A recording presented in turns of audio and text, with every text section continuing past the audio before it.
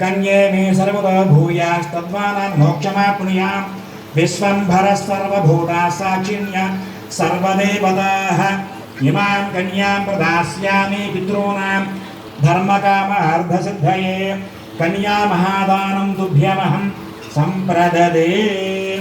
చాలండి. మనం ఏ దానమైనా చేసినప్పుడు సంప్రదదే నా మమ, ఈ యొక్క దానం నాది కాదు మీకు ఇస్తున్నాను అని చెప్పి నా మమ అని చెప్పి ఇస్తూ ఉంటాము. ఒక కన్యాదానానికి మాత్రం నా మమ అని చెప్పకూడదట. ఎందుకంటే కన్యను దానం చేసిన తర్వాత మన ఇంటికి వచ్చి వెళ్తూ ఉంటుంది ఆ అమ్మాయి. కాబట్టి నమమ అనే శబ్దం వాడకుండా ఈ యొక్క కన్యాదానం చేయమని చెప్తారు పెద్దలు. చాలామంది తెలియక నమమ అని చెప్పి చేస్తూ ఉంటారు కన్యాదానం. అది చాలా తప్పు. మమ అని చెప్పకుండా అమ్మవారికి కన్యాదానం చేశారు జనక మహారాజు గారు. మళ్ళీ వాళ్ళ ఇంటికి వస్తూ వెళ్తూ ఉంటుంది, పురుడు పోసుకుంటుంది, పిల్లల బారసాలకి వాడికి వస్తూ ఉంటుంది, పండగలకి బొబ్బాలకి వచ్చి వెళ్తూ.